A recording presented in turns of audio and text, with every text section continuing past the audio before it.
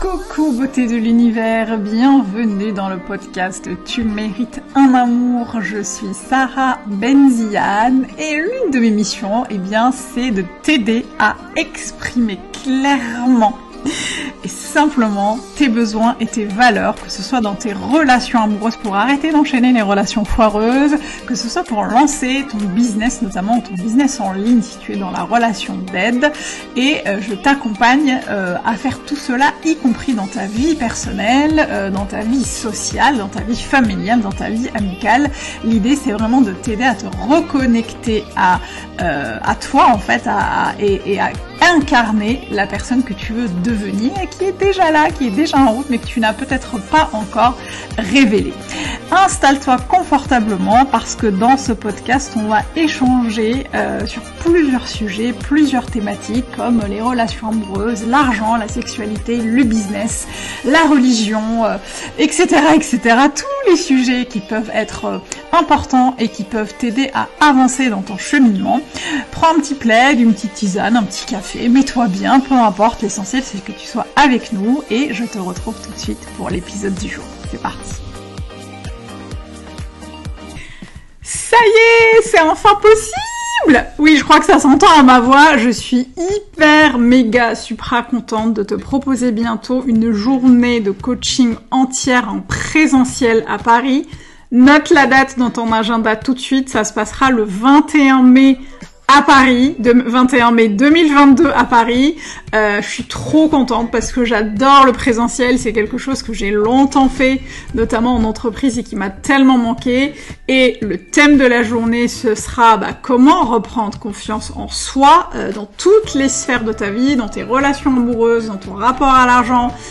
dans ta reconversion pro au boulot, avec ta famille, peu importe en fait la sphère de ta vie, on va travailler autour de la confiance en soi. J'ai vraiment très hâte de t'en parler. Je te propose justement, si ça t'intéresse, si t'es sur Paris, que tu peut-être de passage à Paris le 21 mai, et si ça t'intéresse de nous rejoindre, n'hésite pas à t'inscrire à la liste d'attente en cliquant sur le lien qui est dans la description du podcast et tu recevras dans quelques jours toutes les infos. Et en plus, les places sont limitées puisque je ne l'ouvre que pour 5 beautés de l'univers qui auront la chance de pouvoir nous rejoindre pour qu'on travaille ensemble, qu'on partage ensemble, qu'on rigole ensemble, qu'on danse ensemble. Enfin, ça va être la folie. Donc n'hésite pas à t'inscrire. Tu recevras toutes les infos pour pouvoir te décider et d'ici là, place au podcast du jour. Allez, c'est parti, go! J'espère que tu vas bien, je suis ravie de t'accueillir dans ce nouvel épisode du podcast Tu mérites un amour. Et aujourd'hui, on va parler de confiance en soi et plus particulièrement des petites choses à faire pour reprendre confiance en soi après un échec douloureux. Et que ce que j'entends par échec douloureux, c'est ça peut être une rupture amoureuse qui a été difficile, un échec professionnel, enfin un événement que tu as perçu comme étant un échec dans toutes les sphères de ta vie, et quel qu'il soit. Pourquoi ce sujet ? Parce que c'est un sujet que j'aborde très régulièrement, notamment avec mes clientes en coaching. C'est un sujet sur lequel, que j'aborde très régulièrement au webinaire, avec ma communauté sur Instagram, que j'ai moi-même expérimenté, exploré assez longtemps, notamment après mon divorce, puisque je l'ai vécu comme un échec amoureux, comme un échec sentimental, et j'ai mis vraiment beaucoup de temps à reprendre confiance en moi, notamment parce que j'enchaînais des relations amoureuses non engageantes, qui étaient des relations qui étaient complètement foireuses, et du coup j'avais du mal à reprendre confiance en moi après ces échecs douloureux. Donc je voulais te partager comme ça quelques expériences et quelques tips pour que tu puisses reprendre confiance en toi, après un échec douloureux. La première chose à laquelle on pense pas forcément, c'est le fait de faire le point sur la situation ou sur l'événement perçu comme douloureux. Pourquoi je te dis ça ? Parce que très souvent on tranche entre deux choix quand on vit quelque chose de douloureux et qu'on perd confiance en soi, c'est que soit on va abandonner. On va se dire c'est fini, terminé, ciao, c'est bon, j'arrête tout, l'amour c'est pas pour moi, l'entrepreneuriat c'est pas pour moi, le boulot, de toute façon j'y arriverai jamais. Ou alors on va rebondir hyper vite, tout de suite, même si on n'a pas encore repris complètement confiance. Et pour moi c'est important de choisir la voie du milieu et de se dire attends, je vais prendre quelques temps pour me poser, faire le point sur ma situation, faire le bilan, comprendre ce que je ressens, accueillir mes émotions, je sais pas, pleurer un coup si j'ai envie de pleurer un coup, en discuter avec des gens autour de moi qui sont bienveillants, mes amis, ma famille, mais vraiment prendre le temps de faire le bilan, de faire le point, de prendre le recul sur la situation pour mieux rebondir et pour mieux reprendre confiance en soi.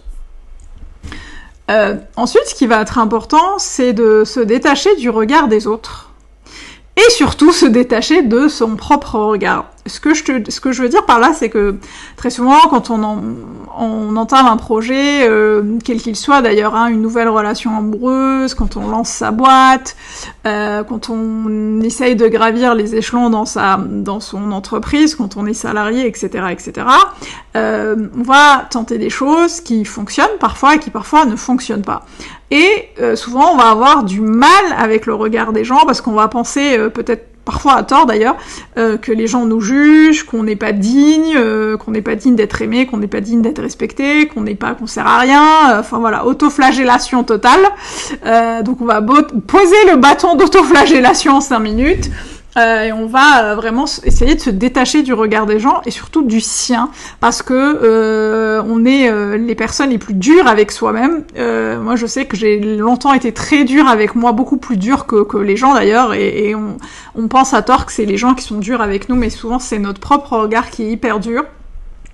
Et c'est important de s'autoriser le droit à l'erreur, c'est important de se dire que c'est normal dans tout processus qu'on passe par des choses, par des étapes qui sont pas toujours hyper satisfaisantes, et d'accepter en fait l'erreur, d'accepter l'échec et de l'envisager du coup non pas comme un échec mais comme une expérience qui va venir enrichir ton processus et qui va te permettre de reprendre confiance et qui va te permettre d'avancer, qui va te permettre d'acquérir de l'expérience, puisque c'est de l'expérience que naît la confiance.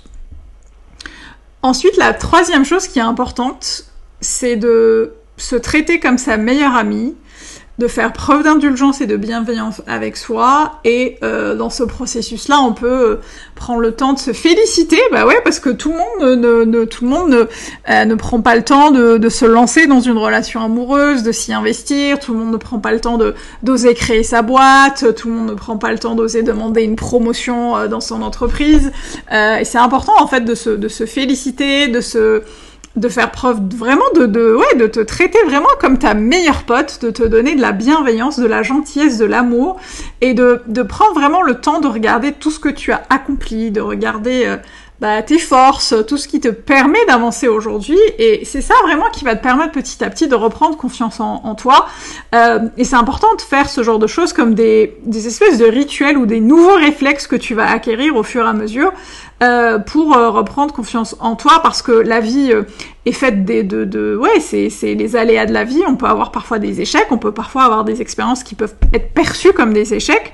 et c'est important de shifter un peu son mental, shifter un peu son être et de se dire ok, maintenant à chaque fois que je vais être sur des situations pas hyper cool, je vais essayer de me mettre dans un rituel où je vais prendre le temps, ça peut passer par exemple par l'écriture, écris tout ce que tu as accompli, tu serais hyper étonné de voir ça, c'est un exercice que je fais souvent faire à mes clientes, je leur demande d'écrire ce qu'elles savent faire, par exemple ce qu'elles savent faire, si elles kiffent, leurs forces, ce qu'elles ont accompli jusque-là, et souvent au début elles me disent non mais moi j'ai rien fait, et puis au bout de 10 minutes on a 4 feuilles recto verso remplies de tout ce qu'elles ont accompli jusque-là, donc tu serais étonné et très fier de voir tout ce que tu as accompli, et pour moi c'est important de ne pas minimiser tout ça, de ne pas minimiser le chemin, de ne pas minimiser le voyage. C'est important de prendre le temps de se câliner, de virtuellement ou pas d'ailleurs, de manière imaginaire ou pas, mais d'aller réconforter cette petite fille en toi, d'aller lui dire t'inquiète pas, je gère, c'est moi qui gère là, t'inquiète, ça va bien se passer. Ensuite, ce qui va aussi être important, c'est de regarder les histoires que tu te racontes. Aller checker tout ce que tu crois être vrai à propos de de ces événements perçus comme négatifs, perçus comme des échecs, aller regarder toutes les croyances qui peuvent parfois te bloquer. Alors, évidemment, elles sont pas toutes conscientes parce que sinon c'est pas drôle, mais déjà tu peux déjà commencer à observer un peu ce que tu penses, et souvent on tourne en boucle, hein, souvent c'est les mêmes qui tournent en boucle, et d'aller regarder, pour le coup ça serait intéressant d'aller regarder ce que tu crois être vrai à propos de tes relations amoureuses, de tes relations aux hommes, aux femmes, ta relation à l'entrepreneuriat, ta relation à l'argent, ton rapport à l'argent. Ça va être important d'aller checker et regarder un peu toutes tes croyances pour pouvoir déjà les conscientiser et voir comment tu peux les dégommer pour pouvoir rebondir et reprendre confiance en toi. Ensuite, ce qui va être important, évidemment,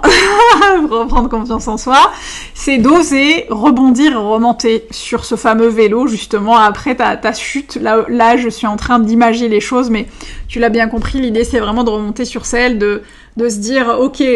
j'ai peut-être vécu des moments difficiles, j'ai peut-être vécu des moments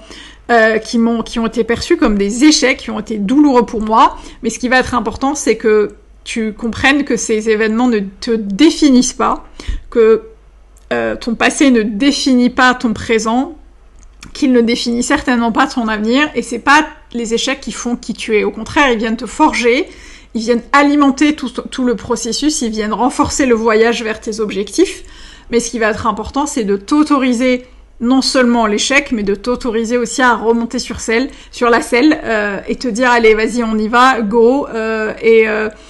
et de retenter les choses différemment, parce que justement une fois que tu auras fait le point sur la situation, que tu auras accueilli tes émotions, que tu auras fait le point sur ce que tu as accompli jusque-là, tu vas pouvoir reprendre confiance, en tout cas assez, pour pouvoir rebondir et te dire ok, bon là c'était pas ouf, mais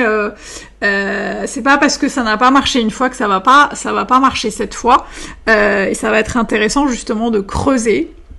ce genre tout ce que je t'ai dit d'ailleurs depuis le début du podcast, pour pouvoir enfin remonter sur selle, rebondir, et peut-être du coup tu vas pouvoir tenir un rituel, ou en tout cas un nouveau mode de fonctionnement qui va te permettre de rebondir de plus en plus facilement et de plus en plus rapidement à chaque fois que tu vas avoir un obstacle, ou à chaque fois que tu vas vivre un événement que tu percevras comme étant un échec. Plus tu vas avancer avec ce mode de fonctionnement, avec ce mindset, et plus tu te diras ok, bon c'est bon, cette voie, je sais comment ça fonctionne, c'est pas forcément ce que je voulais, mais je vais faire le point, je vais prendre soin de moi, je vais me féliciter, je vais me détacher du regard des autres et du mien, je vais aller checker un peu ce que je crois être vrai à propos de la situation, je vais aller checker mes croyances, et ensuite je vais remonter sur celle. Et comme ça, petit à petit, tu vas vraiment reprendre confiance en toi et